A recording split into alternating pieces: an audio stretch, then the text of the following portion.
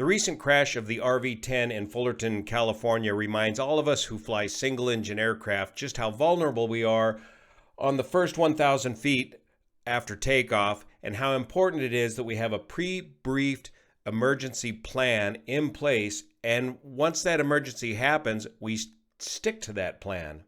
My name's Juan Brown. You're watching the BLANCOLIRIO channel. Let's check it out. We're also going to review the doors on the RV-10.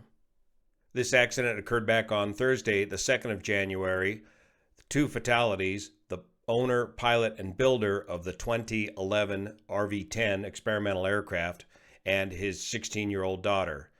On the ground, 19 people were injured, 11 serious and 8 minor, after the pilot lost control of the aircraft while on final approach to runway 24.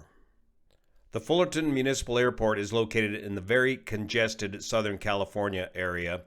The runway length is about 2,400 feet long, and including the overruns, you've got a little over 3,100 feet of asphalt, all surrounded by major development. There is a golf course up to the north, and of course I-5 runs just down here.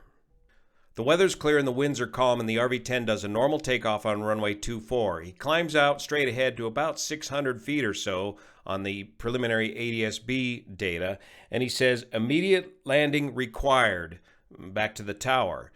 And then he says, I'm coming in to runway 6. So he's going to turn around and come back in to runway 6.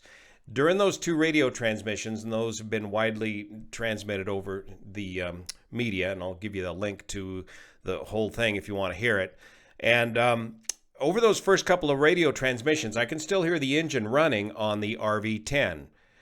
Now, the controller has another aircraft taken off behind the RV-10. He has that aircraft brake out to the right and clears the RV-10 for any runway he wants. He has the airport. The emergency's been declared.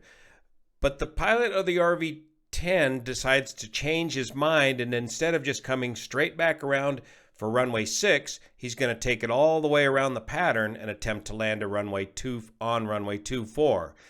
Right about here on the left base to runway 24, he loses control of the aircraft and crashes into this warehouse, the Michael Nicholas Designs furniture building warehouse located right here, causing the 19 injuries on the ground. Looking at the preliminary ADS-B data here on FlightAware, we can see the left turn to the downwind for runway 24 before the data drops off. Now, if we look at the individual data, we see the aircraft departing and climbing out up to 127 knots, 146 miles an hour. He makes that left turn, continuing to accelerate and climbing to 850 feet while in the left-hand turn, and then begins slowing the aircraft down while on the downwind, down to about 77 knots or so, which is about your normal approach speed for the RV-10. And the rate of descent is only about 500 to 600 feet per minute rate of sink. If this was a complete and total engine failure, that rate of descent would be more on the order of 1,000 feet or 1,100 feet per minute. So I don't think he suffered an entire engine failure here. Or was it something else going wrong with the aircraft? The RV-10 is a very popular experimental kit-built aircraft produced by Vans Aircraft. Vans Aircraft, one of the most popular kit-built aircraft manufacturers out there. In fact, during the COVID thing, Vans Aircraft produced more aircraft than Boeing, Cessna, Beech, or any of the other aircraft manufacturers. The RV-10 is their first foray into a 4-seat aircraft, and it's all metal, typical Vans construction, all aluminum, monocoque construction, powered by the Lycoming, usually the Lycoming IO540 engine. One of the unique features of the RV-10 is the door design, the doors which are hinged at the top for ease of entering and exiting the aircraft. Though the aircraft is made of aluminum, the doors on the RV-10 are made of fiberglass, and it takes the builders of the RV-10 a lot of hours to get these doors properly built and fitted and sealed.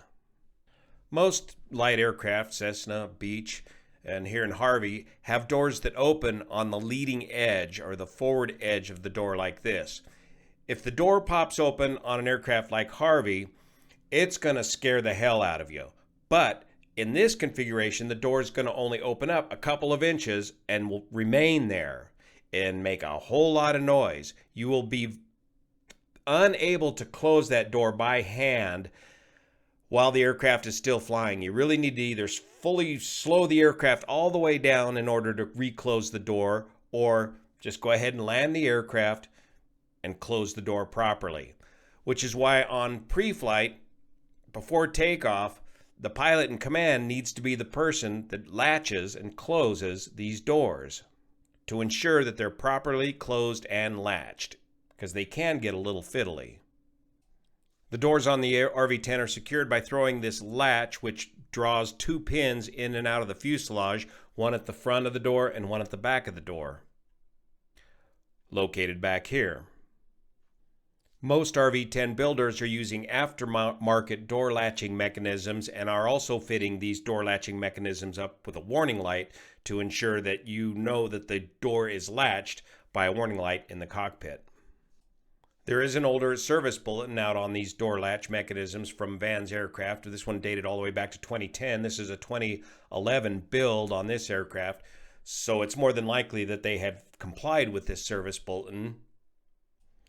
Because if you go back here and look at the history of the RV-10 accidents here on flight safety, you'll see the very first accident way back in 27 of the RV-10 series of aircraft was a result of the door coming open in flight.